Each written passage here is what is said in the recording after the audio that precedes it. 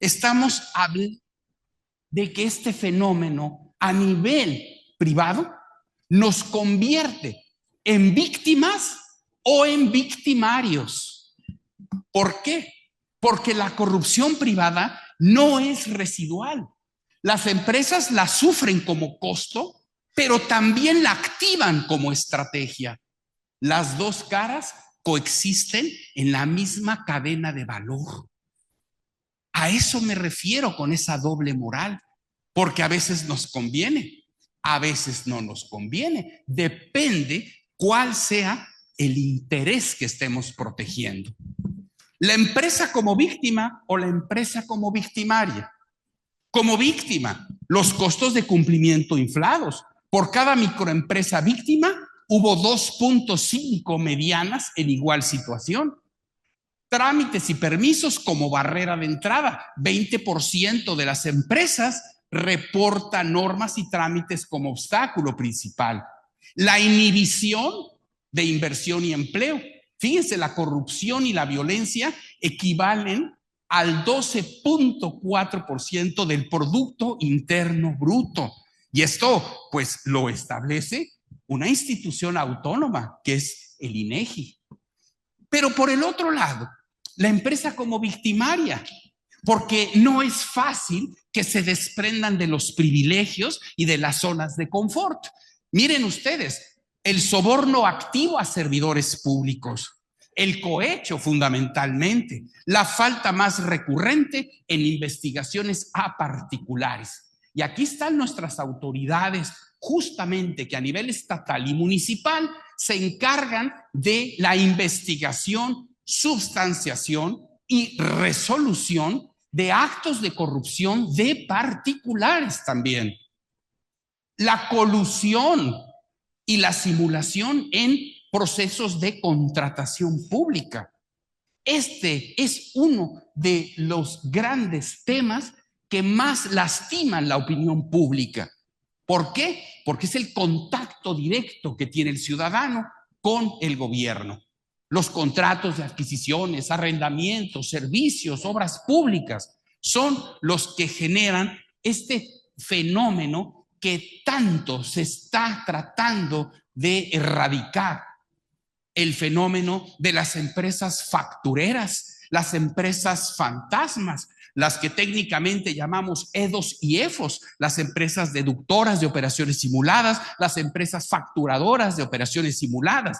¿Por qué creen que la política gubernamental, y que no es únicamente del país, sino entendamos que hoy día la corrupción es un fenómeno transnacional? Las fronteras hoy día dividen territorios, mas no dividen problemas. En la agenda internacional se considera como el gran picaporte de los crímenes de la humanidad la corrupción. No podríamos entender el terrorismo internacional, no entenderíamos el tráfico de estupefacientes, el tráfico de armas, el tráfico de personas, si no es por este flagelo social. Claro, entonces, lo que hay que hacer es cortarle las líneas de suministro a estos grandes crímenes. El Grupo de Acción Financiera Internacional, mejor conocido como el GAFI, que es una derivación del G20, el grupo de las 20 economías más importantes del mundo, considera que el combate a la corrupción es un combate contra el crimen organizado. El tráfico de influencias también es otro de los fenómenos muy importantes que se da, y por supuesto el conflicto de intereses. El conflicto de intereses que no solo se da en el ámbito gubernamental, sino justamente también en el ámbito privado. Pero fíjense que esta concepción es incompleta, porque si se fijan, hemos estado hablando hasta este momento del fenómeno de la corrupción en función de la interacción con gobierno. Pero yo pregunto, ¿acaso no existe la corrupción al interior de las propias organizaciones privadas? Esta es una de las grandes asignaturas que tenemos pendientes en nuestro país. A diferencia de lo que ocurre en otras latitudes, en México todavía no hemos llegado a la regulación de este fenómeno al interior del sector privado. Únicamente lo hacemos en función de la interacción con gobierno. Ahora bien, el engranaje, ¿cómo se acopla la corrupción público-privada? Porque esto no es simplemente obra de la casualidad, porque todo está perfectamente bien estructurado en este fenómeno que, haciendo una alusión por analogía de Adam Smith, la mano invisible. Por un lado, veamos al sector privado. Por el otro lado está el fenómeno de la intermediación y el sector público. El sector privado intermedia vía el soborno, comisiones, favores, donativos. Y la intermediación respecto al sector público a través de adjudicaciones, regulación a modo, licencias o información privilegiada. En otras palabras, vemos 4 grandes grupos de fenómenos que se presentan constantemente. El cohecho, que ya saben ustedes, el pago directo a un funcionario para obtener un trato preferente, para que se haga o deje de hacer lícita o ilícitamente lo que corresponde. La colusión, que este es un fenómeno que está regulado en las leyes de competencia económica, porque es una distorsión del mercado, de libre juego de oferta y demanda, cuando 2 o más agentes económicos se ponen de acuerdo para incrementar o decrementar artificiosamente los precios o levantar barreras al libre intercambio de bienes y servicios. Este acuerdo se da en los procesos de contratación pública justamente para dar el fenómeno que conocemos como el carrusel de las adjudicaciones. Hoy te toca a ti, mañana me toca a mí. La captura, que es la influencia sostenida sobre la regulación o sobre el regulador mismo. Incluso ya hoy la definición más correcta de lo que es corrupción no es otra cosa más que la captura de las instituciones públicas. Una captura que se puede dar en distintos órdenes, no solamente en el ámbito político, sino también en el ámbito económico. Y el conflicto de interés, una decisión pública con beneficio personal o familiar. ¿Cuándo hay conflicto de intereses? Cuando hay una circunstancia, repito, de carácter personal, familiar o de negocios que impide que una persona pueda actuar en forma imparcial. Y el conflicto de intereses no solamente se da en forma real, sino también puede ser potencial o aparente. Hay reglas incluso que provienen de la Organización para la Cooperación y el Desarrollo Económico, que de alguna manera ha tomado para sí el gobierno mexicano, justamente para gestionar adecuadamente el conflicto de interés. No en vano, y pues con mucho orgullo lo mencionó nuestra secretaria Anticorrupción y Buen Gobierno hace unos minutos, el enorme porcentaje de servidores públicos que presentaron su declaración de situación patrimonial y de conflicto de intereses, porque este es uno de los temas, aunque pareciera poco útil en las investigaciones anticorrupción, que suele reportarnos datos muy interesantes precisamente para saber el origen y el destino del fenómeno de la corrupción. Simplemente piensen ustedes, cuando se enfrentan a un fenómeno de esta naturaleza, ¿quién es el que se beneficia a la postre de este acto? No es quizá el que firmó el contrato, el que dio una autorización, sino quién es verdaderamente el beneficiario final. Por eso incluso han visto que hoy día, con las reformas tan importantes que entraron en vigor el 1 de enero de 2026 en materia fiscal, el Servicio de Administración Tributaria, junto con la Unidad de Inteligencia Financiera, exige precisamente que en este tema de la prevención del lavado de dinero se demuestre claramente quién es el beneficiario final de las operaciones, porque esa es una llave que nos permite perfectamente bien identificar la cadena de la corrupción ese engranaje al que me estoy refiriendo.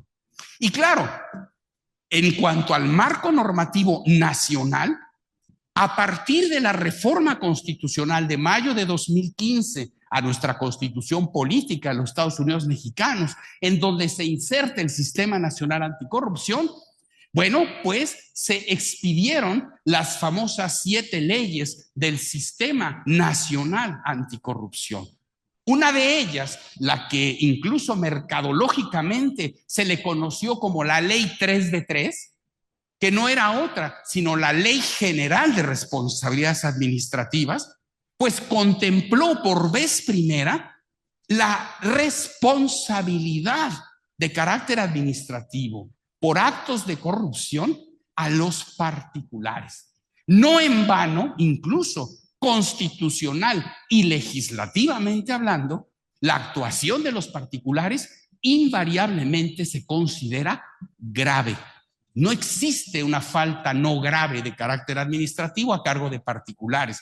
Invariablemente es grave y por lo tanto corresponde a nuestras instancias jurisdiccionales, en este caso a un Tribunal Federal de Justicia Administrativa y los 32 tribunales locales de justicia administrativa, justamente sancionar este tipo de faltas administrativas. Entonces, es muy importante pues ver que la Ley General de Responsabilidades Administrativas, siendo el corazón del Sistema Nacional Anticorrupción y la herramienta sancionadora directa en contra de los particulares. De ahí, pues, que se hable de una clasificación de las faltas administrativas graves en que pueden incurrir los particulares. Y dicho sea de paso, los particulares en situación especial, que hasta antes de la entrada en vigor de esta ley eran tierra de nadie. Piensen en los candidatos a cargos de elección popular, piensen en los miembros de los equipos de campañas electorales, los miembros de los equipos de transición gubernamental o incluso los representantes sindicales de instituciones públicas. No eran ni particulares, pero tampoco servidores públicos. Sin embargo, disponen de una enorme cantidad de recursos públicos. Pues ahora se les encasilla en esta clasificación precisamente de particulares en situación especial, a quienes se les pueden imputar, desde luego, las mismas conductas y, por lo tanto, las mismas sanciones en esta materia.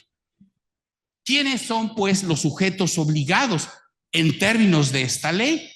No nada más los servidores públicos, repito, sino también el ámbito particular.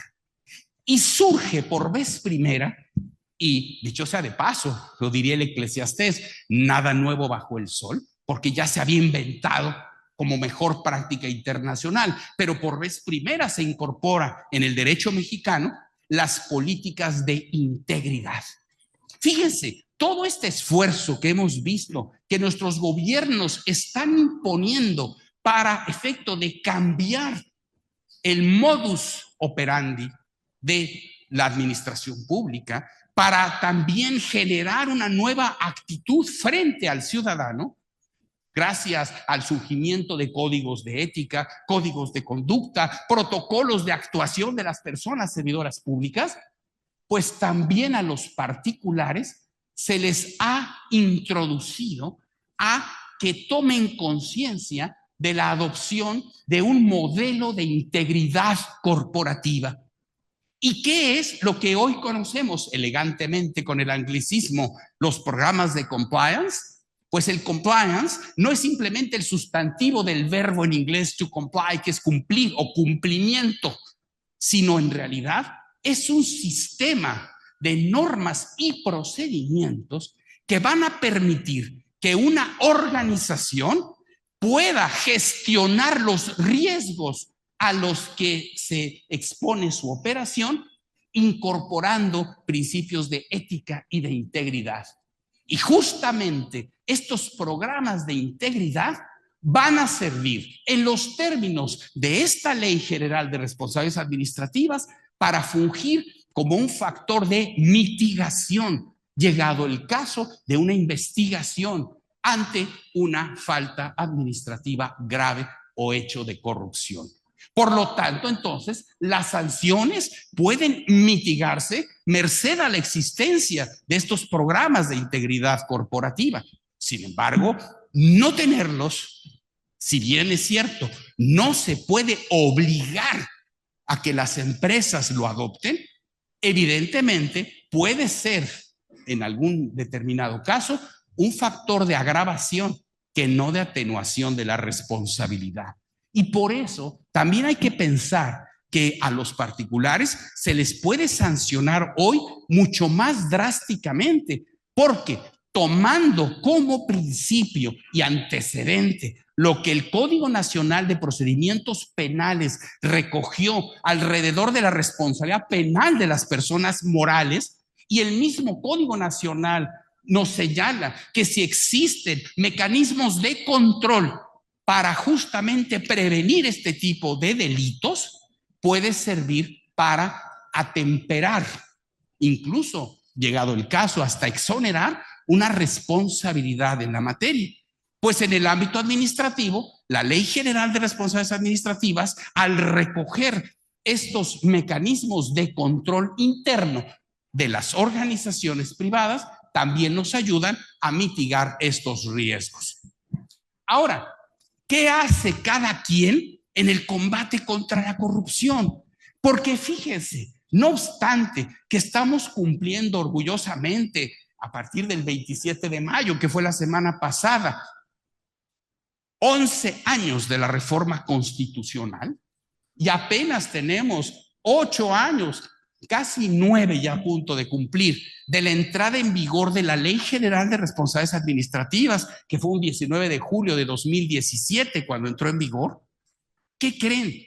La sociedad no sabe qué es el Sistema Nacional Anticorrupción. Dice Mauricio Merino que nos hace falta hablar de una pedagogía contra la corrupción. Y justamente este foro, estas jornadas anticorrupción que año con año organiza el gobierno de Baja California y que representan una verdadera punta de lanza a nivel nacional, déjenme decirles que es la oportunidad de poder explicarle a la sociedad qué es lo que hace el sistema. Porque si ustedes hacen el ejercicio precisamente de preguntarle a cualquier ciudadano de a pie, oye, ¿qué es el Sistema Nacional Anticorrupción? ¿Sirve para algo? ¿Y qué les van a contestar? No, no sirve. ¿Por qué? Porque no meten a la cárcel a los corruptos, porque no devuelven lo que se llevan, porque todo es igual, porque no pasa nada. Y volvemos al punto de la tríada perversa, la desconfianza. Entonces, tenemos que entender claramente qué hace cada quien, porque el sistema nacional y por ende la fotografía fiel y exacta que se tiene que reflejar en todos y cada uno de los sistemas estatales, y el nuestro en Baja California no es la excepción, pues tiene que considerar que es el gozne, que es el pivote que coordina, que aglutina, que permite que las instancias competentes puedan realizar su labor. Pero hay que entender que el tema de la lucha contra la corrupción no es de ninguna manera unidireccional. Este es un fenómeno complejo, no es nada más un tema jurídico, es un tema social, es un tema político, es un tema educativo, cultural, es un tema axiológico, es un tema de valores, que por eso a esta linda criaturita que le estamos premiando, justamente porque hizo su esfuerzo de plasmar su concepción de que a su tierna edad considera lo que es justamente luchar contra este flagelo social, pues justamente desde estos pequeñitos tenemos que ir cambiando esos valores que se van a reflejar hasta una generación. Entonces hay que entender que el sistema no nos va a dar resultados en forma inmediata, quizás se vean reflejados hasta dentro de una generación. Estamos hablando de 30 años de distancia, pero nunca es tarde para empezar. Y por eso hay que entender qué hace cada quien en el combate a la corrupción. Bueno, hay que entender algo muy importante. A partir del 27 de noviembre de 2024, en que se transformó a nivel federal la entonces Secretaría de la Función Pública para convertirse en Secretaría Anticorrupción y Buen Gobierno, no fue simplemente un cambio meramente cuantitativo, no fue el cambio de denominación, sino fue un verdadero cambio cualitativo, porque ahora no solamente la Secretaría a nivel federal, sino nuestra Secretaría a nivel local está sostenida fundamentalmente por dos ejecutorias de nuestro máximo tribunal, la Suprema Corte de Justicia de la Nación, cuando se habla de un nuevo derecho humano que es vivir en un ambiente libre de corrupción, número uno. Y número dos, el derecho humano al buen gobierno, a la buena gobernanza.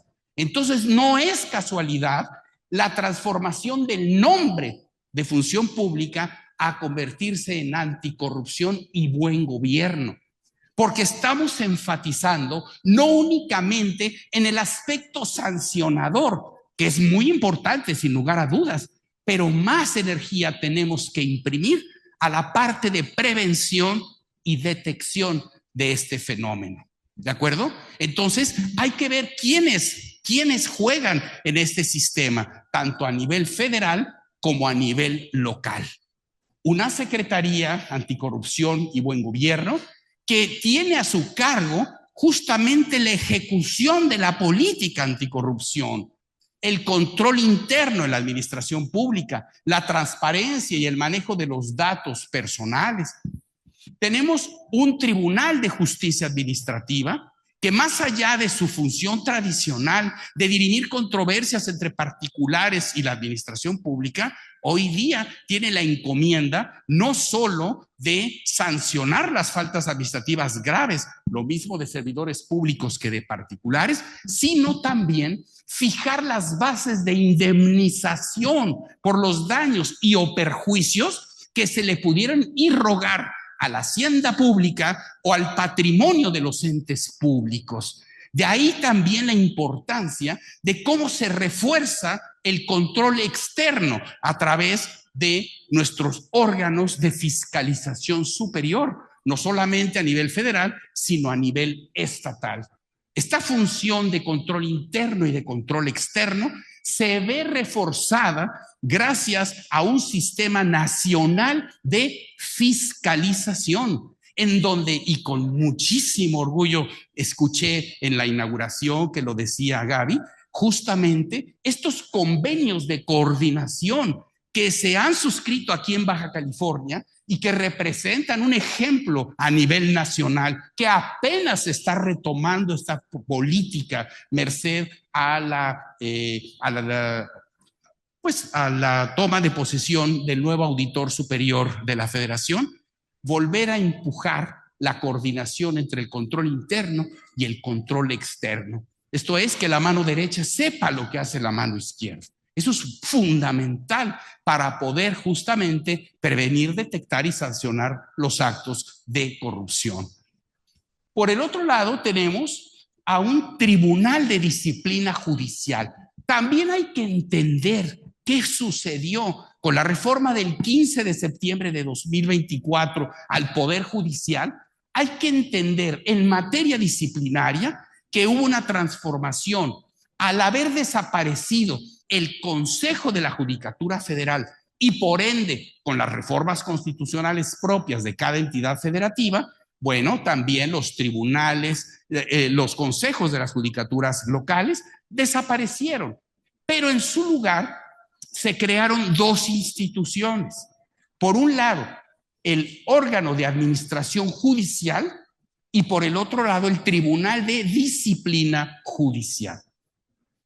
En el primero de los casos, al órgano de administración judicial le compete toda la parte administrativa o material del Poder Judicial.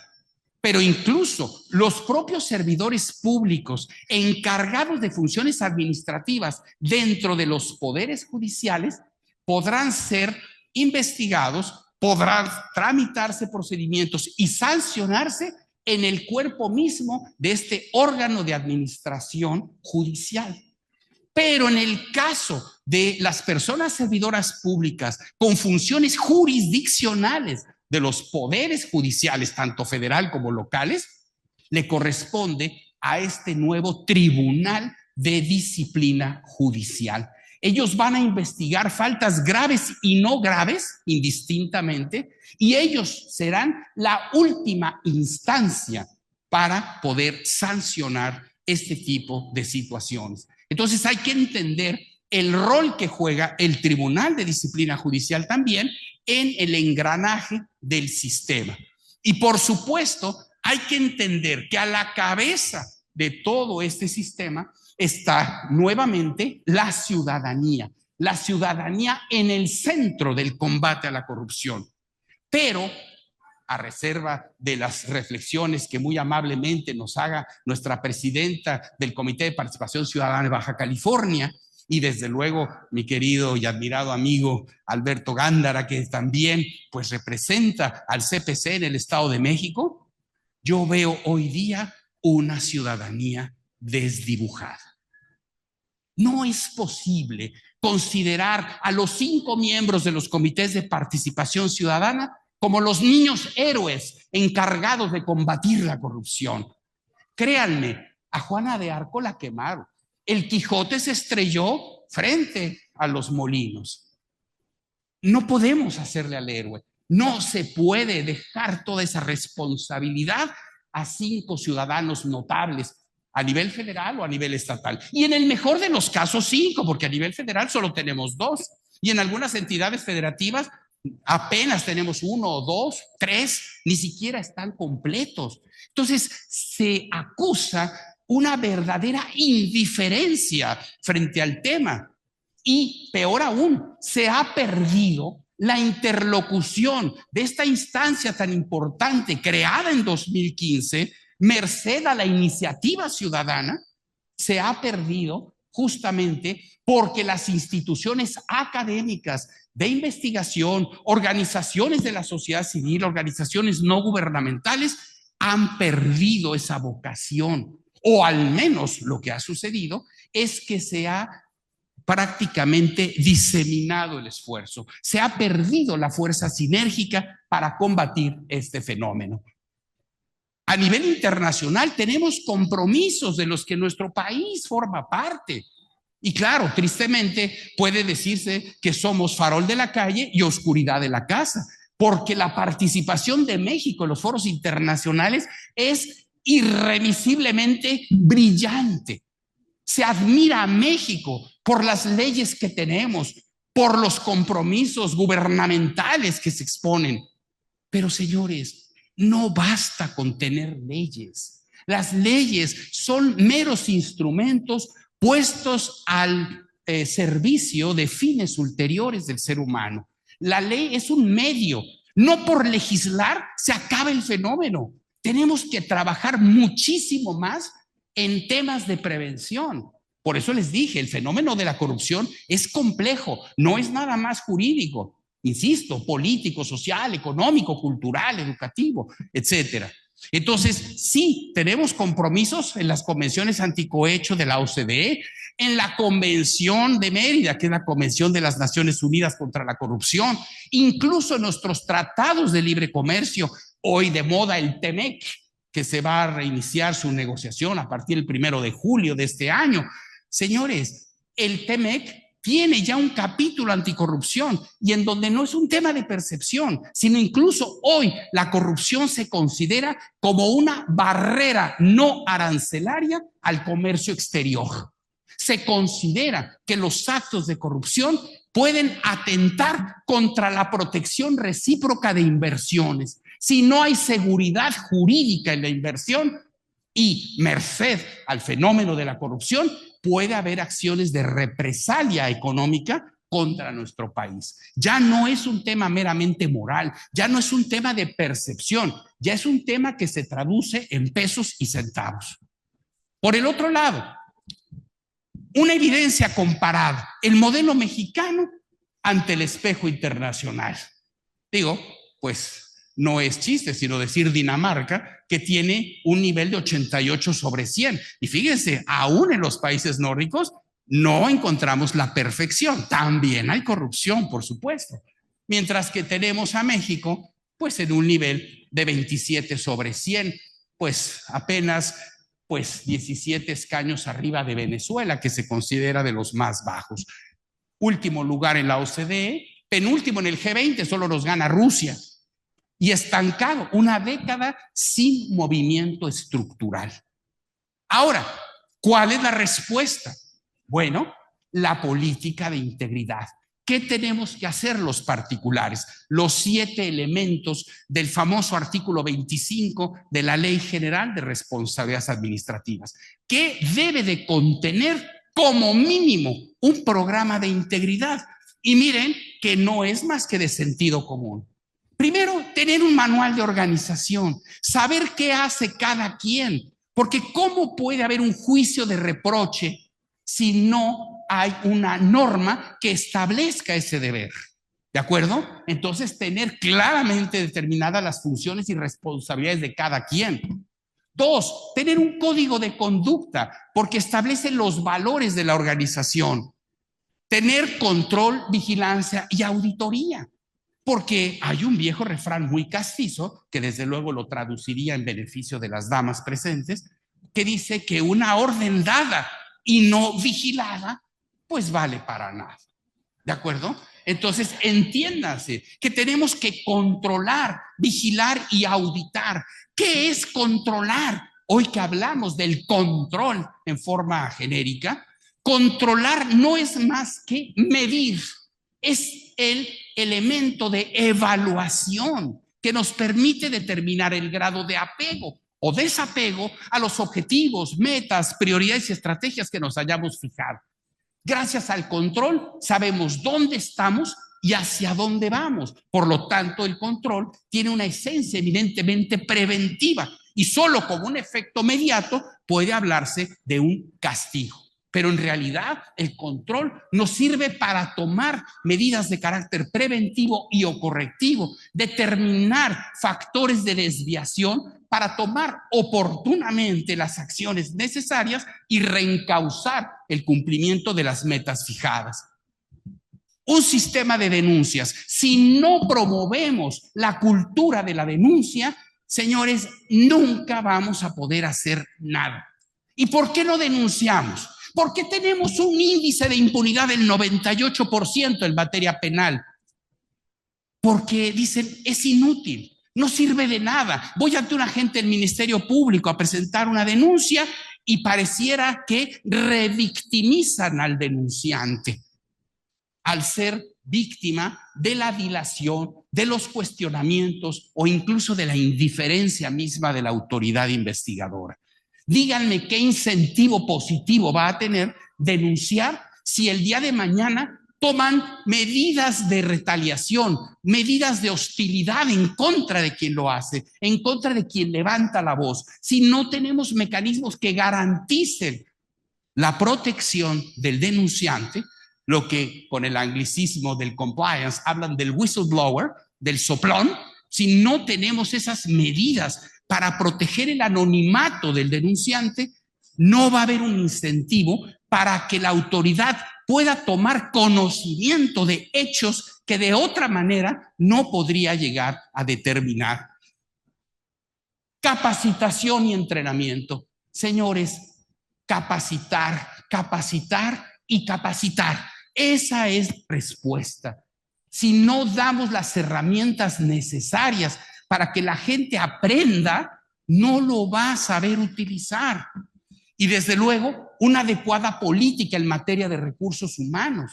Tener claro que no vamos a incorporar a nuestras organizaciones a aquellos que no se alineen a nuestros propios principios. Y claro, no con ello estoy insinuando que haya una política de discriminación, de exclusión, de marginación, de ninguna suerte, pero sí tenemos que cuidar con quién vamos a colaborar.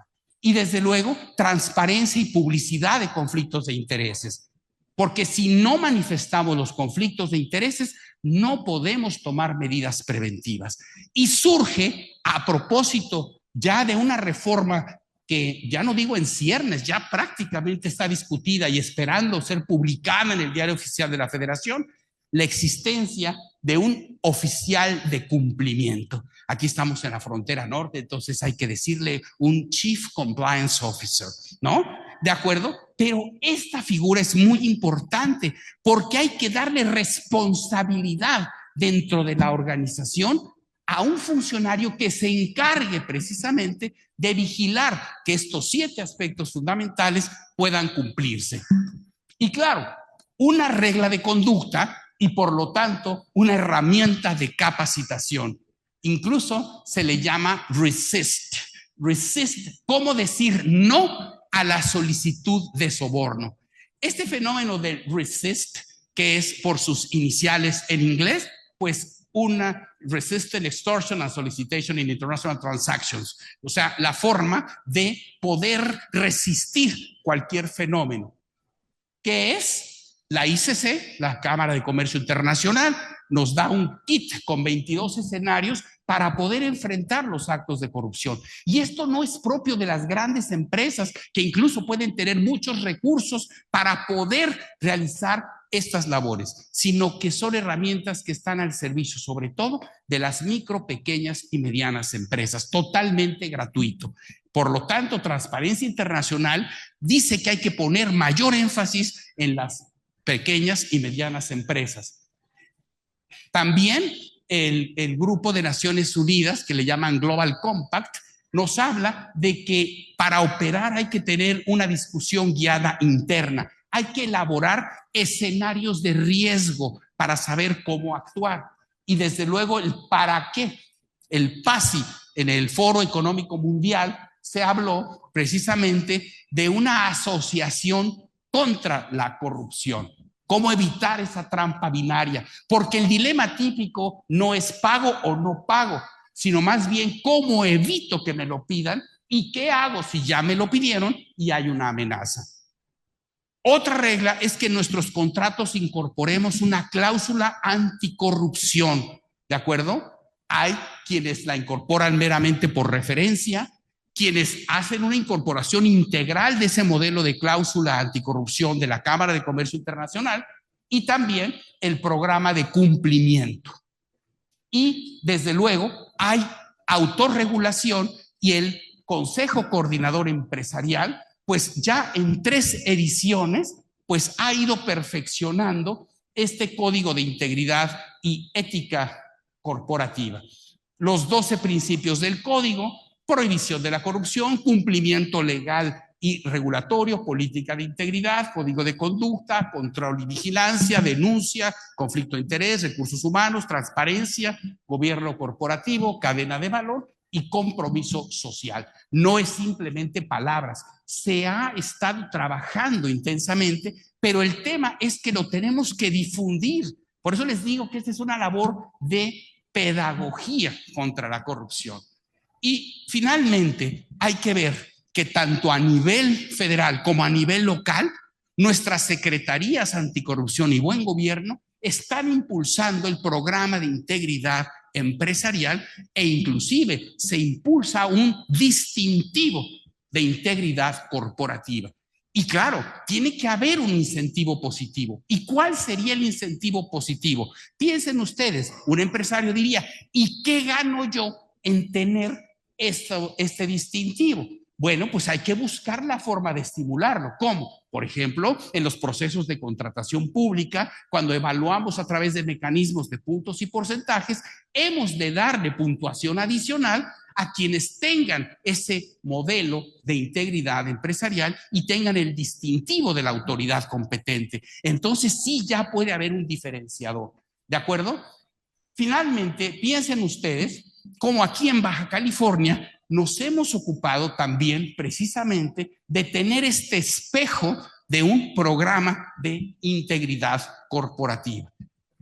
Lo que viene, cambio cultural, un programa sectorial 2025-2030, cero tolerancia austeridad republicana y separación del poder político.